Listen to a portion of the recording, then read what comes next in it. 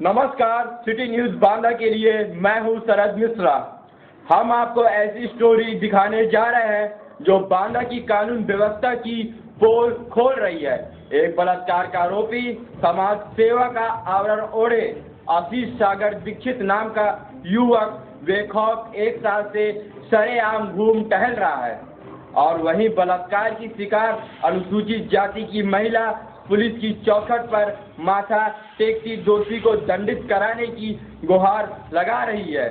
Police का तमाशा देखिए, उसने 6 माह पूर्व विवेचना में एफआईआर लगा दिया था, जिसे न्यायालय ने अस्वीकार करते हुए फिर से विवेचना के आदेश दिए।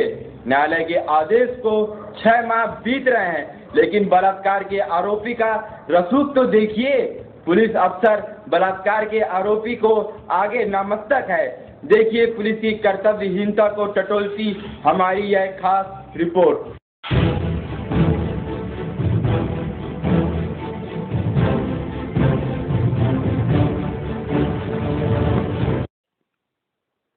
योगी सरकार में बलात्कार के आरोपी को पुलिस बचा रही है। यह जिले का बहुचर्चित मामला है। 1 साल से इसकी विवेचना पुलिस और न्यायालय के बीच झूला झूल रही है। 6 माह पूर्व पुलिस ने तथ्यों को छिपाते हुए फाइनल रिपोर्ट लगा दी थी। न्यायालय ने नहीं स्वीकारा, फिर से विवेचना के आदेश दिए। इस आदेश को भी 6 माह हो गए, पर विवेचना पूरी नहीं हुई। पीड़ित अनुसूचित जाति की महिला ने फिर मुख्यमंत्री योगी सरकार को रजिस्टर्ड पत्र भेजकर न्याय की गुहार लगाई है।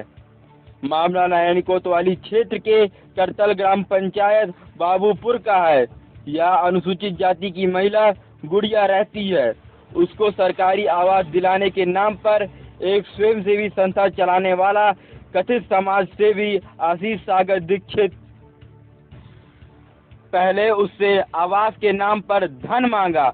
असमर्थता जताने पर पीड़िता के अनुसार उसकी आबरू लूट ली। जन आंदोलन के बाद पुलिस ने पीड़िता की रिपोर्ट दर्ज की थी। विवेचना में तत्कालीन सीओ ने मामले को लगभग 6 माह तक दबाया। बाद में फाइनल रिपोर्ट लगाकर न्यायालय में पेश कर दिया, लेकिन उसमें वादी के साक्ष्यों को शामिल नहीं किया गया था और मुजरिम द्वारा दिए गए आधारहीन तथ्यों को शामिल कर फाइनल रिपोर्ट लगाई गई थी। उस समय भी मुलजिम को तो ना तो गिरफ्तार करने की कोशिश की गई थी और ना ही विवेचना में शामिल किया गया था। माननीय न्यायालय ने उस फाइनल रिपोर्ट को निरस्त करते याची द्वारा दिए गए पुनः साक्ष्यों के आधार पर विवेचना के आदेश दिए गए थे, लेकिन इस आदेश को भी 6 माह से ज्यादा समय हो गया। विवेचना ठंडे बस्ते में ही पड़ी हुई है तथा आरोपी पीड़िता को समझौता न करने पर जान से मारने की धमकी दे रहा है। मजबूरन पीड़िता ने मुख्यमंत्री योगी को फिर शिकायती पत्र भेजकर न्याय और सुरक्षा की मांग की है।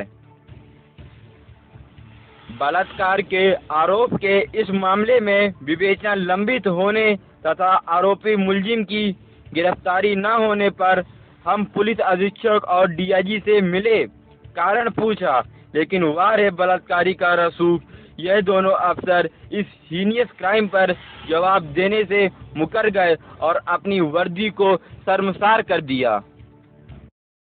गुड़िया कैसे तुम्हारे साथ कैसी घटना घटी थी 1 साल पहले रेप की? मेरे साथ आशीष सागर 2-3 बार मुझसे पैसा मांगा है लोहिया आवास के खातिर की दे देता 20,000 रुपया दे तो मैं कहा 20,000 का मोरे 20 पैसा नहीं है, इसलिए कहें तो 10,000 दे मैं मोरे 10 पैसा नहीं है। लेकिन कहें ठीक है, मैं जब भैया मुझे मिल जाई दिवा दैया तो मैं तुम्हें दे दें, और जब मुझे कुछ नहीं मिले तो मैं कहाँ से दे दें। तो साथ कब कहाँ ले गया, कहाँ रेप किया जो आशीष सागर ने? मेरे मकान में आया, मेरे लड़कों की शादी भई, तब शादी के पीछे कोई यहाँ से अपन सूचना दी हुई उन्हें, तो वही यहाँ आए कि अब तो तुम्हारे लड़कों की शादी भई, दहेज मिला तो अब तो पैसा दो। तो मैं कहा भैया हमारे पंचन की गरीबन के दहेज वहेज कहाँ मिला था? तो कहन कि नहीं दहेज तो मिला हुई, पैसा निकाल। तो मैं कहा हमारे पैसा नहीं है। तुम्हारे साथ रेप भी उन लोगों ने किया? हाँ जी, एक आदमी आंखों ढस्सी बांधे रहा, एक आदमी वो असीस सागर था तो वो पकड़ा, वो 4 पैसे। तो 1 साल हो गया गुड़िया इस घटना को, पुलिस वगैरह से मिली, उसकी गिरफ्तारी नहीं हुई? कुछ नहीं, आज लग कोई कार्रवाई नहीं है। एप्लीकेशन वगैरह दिया जो है पुलिस विभाग में? हाँ, नारायणी से लगा के ऐसे बांधा लग दिया, बांध से फिर भी नहीं भस, फिर दोबारा हम कोर्ट लगना किया, आज लग कोई कार्रवाई नहीं। और एक दिन नहीं 4 दिन मेरी जांच भाई, 4 दिन वही बयान में दिया, लेकिन आज लग कोई कार्रवाई नहीं। क्या धमकी उमकी भी देते हैं? धमकी देते हैं, कहते हैं कि ये अगर कहा तेरे लड़कन का भी मारेंगे, तो तुम से जहाँ पाएंगे तो मार ही डालेंगे, लेकिन तुम्हारे लड़का नहीं बचेंगे। जान से मार डालेंगे? हाँ, जान से मार डालेंगे, तुम्हारे लड़का भी नहीं बचेंगे। और कुछ शासन से, जैसे रेप पीड़िता को जो है शासन से पैसा मिलता है, कुछ मुआवजा मिलता है, मिला तो? कुछ नहीं, एक पैसा नहीं आज लग मिला।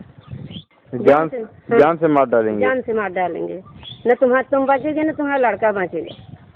परिवार को जान से मारने की धमकी हाँ, दे रहे हैं? पूरे परिवार को नष्ट करने के लगाए हैं। तब बताओ गरीब आदमी में क्या करूँ? आज लगी कोनो कार्रवाई, कोनो सुनाई नहीं हम, और अब मेरी तो फांसी लग गई, मैं कहाँ जाऊँ गरीब आदमी में? पुलिस द्वारा कोई भी कार्रवाई अब तक नहीं की? कोई नहीं किया, जांच भर की ना जांच करके बस चले जा। क्या लगता है पुलिस भी मिली है उसके साथ? पुलिस तो बिल्कुल मिली है, वहाँ से आटुक मेटुक मिली है। पुलिस न मिली होती तो आज लग कोई कार्रवाई नहीं होती। गरीब आदमी का मेरे पास पैसा नहीं है, उसके पैसा है तो पैसा लेकर पुलिस मिल जाती है, मेरे पास पैसा होता तो मेरी सुनाई होती। एसपी से मिली थी? हाँ। क्या उन्होंने क्या संतावना दी, क्या कहा था उन्होंने? एसपी से तो एसपी तो कहा था FIR लिखने का मतलब नहीं है, गिरफ्तार कर का आज लग गिरफ्तारी नहीं भाई। तो वह जब गिरफ्तारी नहीं होती तो वह मुझे तो लगता है कि मेरे पर खतरा है, मुझे मार डालेगा, मेरे लड़का को भी पा जाएगा, मार डालेगा, तब क्या ऐसा मेरा परिवार नहीं नष्ट हो जाएगा? मैं क्या करूँगा? नारायणी कोतवाली के बहादुरपुर ग्राम करतल का एक मामला आया था, गुड़िया का बलात्कार के केस का, 11 मार्च 2016 का था। क्या हुआ था उसमें पुलिस ने पहले फाइनल रिपोर्ट लगा दी थी, बगैर गवाहों को, जो प्रॉपर गवाह थे उनके गवाही रिकॉर्ड किए बिना अदालत भेज दी थी। उसमें मैंने गुड़िया की तरफ से अदालतनामा लगा के और बहस की, जिससे न्यायालय मान गया, और मानने के बाद वो फाइनल रिपोर्ट रिजेक्ट कर दी। तो जो पुलिस द्वारा लगाई गई थी रिजेक्ट कर दी, और रिजेक्ट करके उसको फिर से इन्वेस्टिगेशन के लिए भेज दिया पुलिस के पास। और वो पुलिस के यहाँ लगभग कितना समय हो गया विवेचना में? 6 महीने का टाइम हो गया, लगता नहीं है आपको कुछ ज़्यादा टाइम हो गया? टाइम तो ज़्यादा हो गया, मतलब कानून के सब जो कार्रवाई है वो अब तक हो जाना चाहिए थी, करना चाहिए था, क्योंकि SC/ST एक्ट में विवेचना अधिकारी हमेशा CO होता है जी, सर्किल ऑफिसर उस इलाके का होता है, वो करता है विवेचना। तो जो CO साहब होंगे अटरवा के, वो कर रहे होंगे। नारायणी कोतवाली का था? जी, नारायणी कोतवाली का था। नारायणी के जो CO साहब होंगे वो कर रहे होंगे विवेचना, और क्या कर रहे हैं बांदा के पुलिस अफसरों की आखिर कौन सी ऐसी मजबूरी है कि उनके ऊपर बलात्कार के आरोपी की हनक कायम है? न्यायालय के पुनः विवेचना आदेश के बावजूद 6 माह बीत रहे हैं, लेकिन विवेचना पूरी कर न्यायालय में दाखिल नहीं की जा रही।